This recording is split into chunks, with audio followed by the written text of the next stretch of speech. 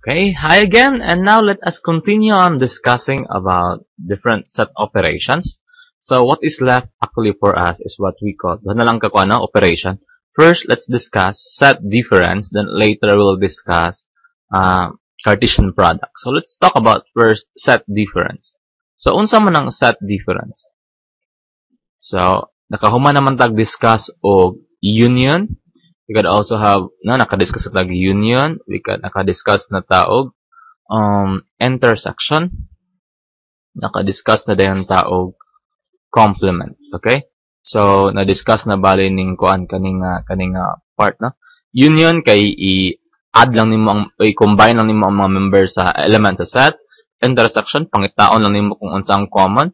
Complement is unsa ang wala sa set nga naa sa universal elements nga baliwala unsay wala sa set mo na iyang complement, meaning iyang complement good gamin nga ikaw naka-complement sa kwan. So yeah, so set difference, well, set difference is very much pareho lang siya sa complement, or could also be thought of pareho lang sa intersection. For example, we have this set. Atong ibalik ato ang mga sets na nga atong mga example sa set.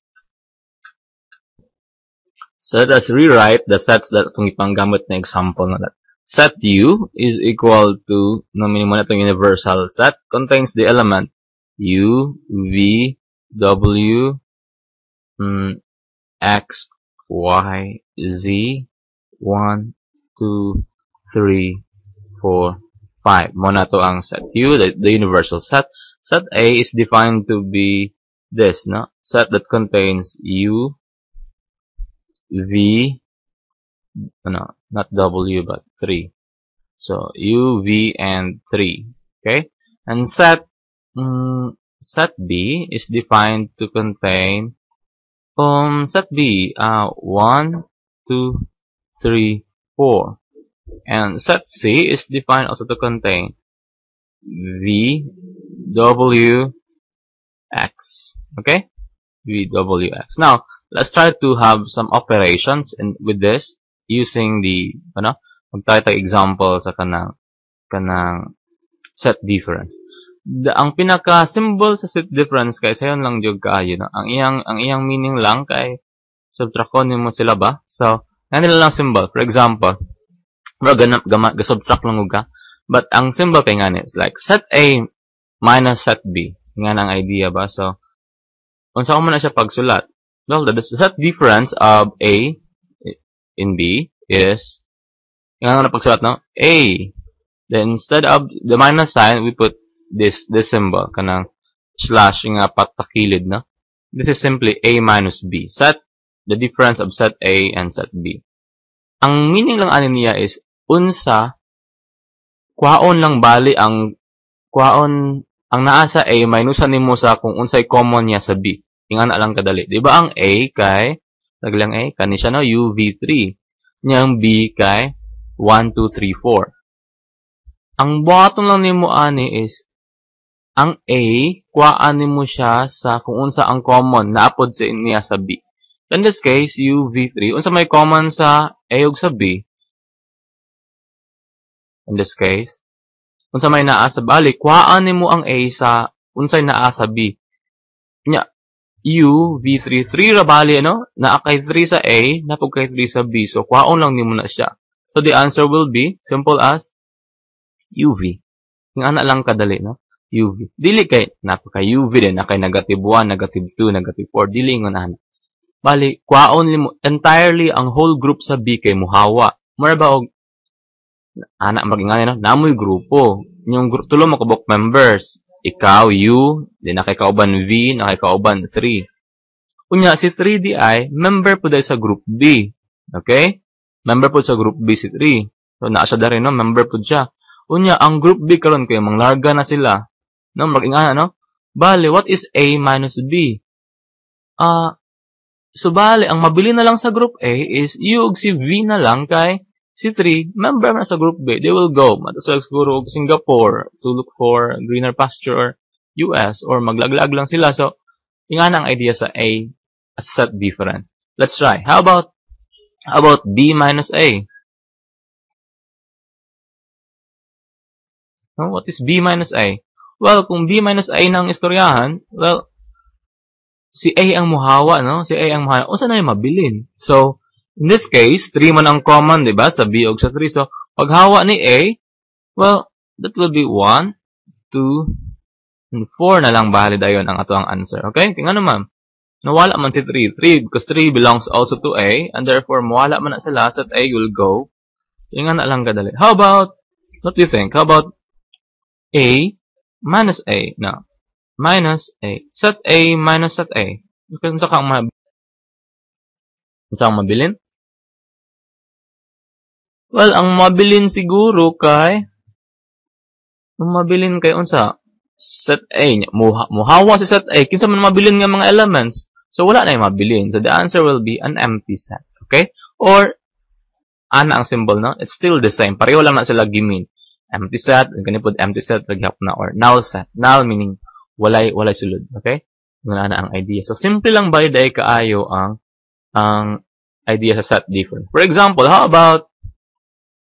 about C minus B, or set difference of C and B? Well, kung si C, nasa C na, VWX, si B, muhawa man daw si B. B will go somewhere. Kasi mahitabo ni C. Well, nabay mahitabo sa iya. Well, wala may member si C nga, or wala may element si C nga, element po ni B. So, ang mahitabo, nothing will happen to C. So, still the same ang iyahang elements, VWX. So, ingana lang kadali siya, no? So, sayon lang kaya day ang set difference. So, now let's proceed to isa pang operation, what we call complement. Cartesian product. Ano man ang Cartesian product? Well, you will know later nga na mag-graph bitaw ka like this is X, this is Y, and this is what we call kanang nakay mga graph da sa una line, nakay i-graph diha nga mga, I think you can remember that na nakay pang-graph ng parabola, mga unsa-unsa na lang, curves. This is what we call actually a Cartesian plane. Cartesian plane, okay? Or ingana. And every point diani is defined by isa ka order pair. Isa ka value sa X, pila yang value sa X, pila yang value sa Y, no? Bali, every point ini is defined. Bali, ang yang location can be defined by X value and Y value. For example, mo ni X, 1, mo ni X nga 2, mo ni nga Y nga 1, mo ni Y nga 2. So, for example, tagahan kag ordered pair like 1, 2. So, meaning ani? This is an ordered pair that tells you kung asa ang location sa imong point. X bali kay 1, so you move here 1, and Y kay 2, so you move up by 2. So, bali, mao ni ang point. No? Mao ni ang point 1, 2. Kani nga point, unsa man nga point? This is point, wala ko man mo dapat ang X. This is 2, 2 what? 2, 1. So, bali, dili pareha ang point 1 to point 2, 1. Ano man? Point 1, 2, this is point 1, 2. Point 2, 1 is this. So, mo ni ang idea sa Cartesian.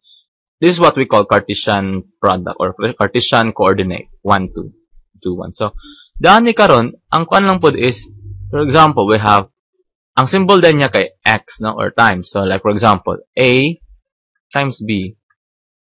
Set A is nag-contain og UV3, no? Ang set B nag-contain og 1, 2, 3, 4. Ang idea lang daan, if we have A times B, simple lang pod kayo. The answer will be Cartesian product, which is what? Ordered pair lang bali ang answer. Ang mahitabuan na, example, kanina, A times B man. So, kaning A, imo lang siya ipang partner. Isa-isahon sa nimo, no? Partner nimo siya. Ana. Bali ba? For example, the answer will be, well, U, sa U sa tamang sugod, U, 1, meaning ordered pair na U1, bali, kani isa na siya ka-element, bali. Isa ka ordered pair. Isa na siya ka-element sa tuwang set. Kani kay U2. Okay? Kani sunod U kauban niya sa 3, so U3 sunod U kauban 4, U4. So nahuman naman og partner ang U sa V na pud no?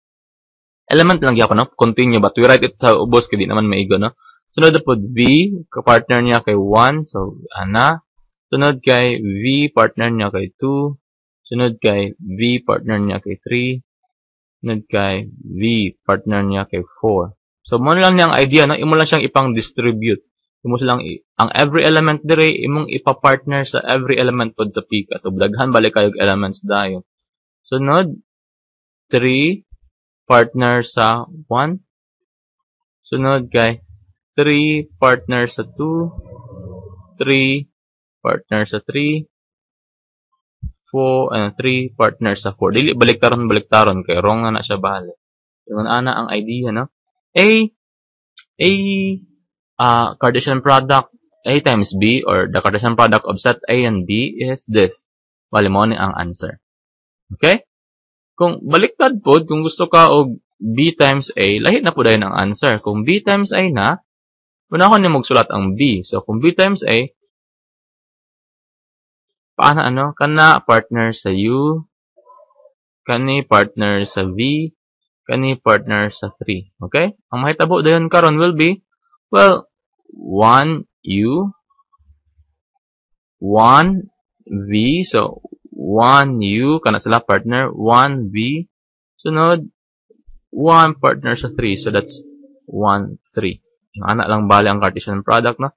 Followed by, number 2 na po, 2U, 2V,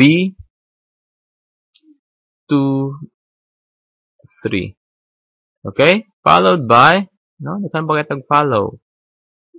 Followed by, no? Ito lang itiwas og sulat dani na. Ito lang i-continue. Pwede raman na siya. 3U, 3V, and 3, then followed by 4U, comma, no? Meaning, pares na sila. 4, comma yun, meaning pares. Dili lang tapadan, but then mag-comma. 4V, whoops, times 4, 3. Okay, so more or less, mo niyang ato ang answer.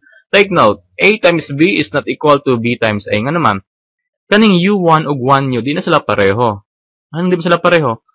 Okay, importante man kaya kaning group, kaning ordered pair, kaning atong Cartesian product, importante kayo kanang elements diyan na kinsang nag-una kay pareha ko daan no? Ang 1, 2 ba? Pareho ba sa 2, 1? Ang 1, 2, meaning ana, you move 1 unit, no? 1 step sa X, you move 2 steps sa Y. So, kanina nga point. Ang 2, 1, ito lang gibaliktad, no? Kanina ang meaning sa 2, 1. Kanina siya nga point. You move 2 steps, 1 step up. No? Ingon ana lang day kadali ang set difference og ang Cartesian product. So, no problem with that, I guess. So, that's it. Thank you.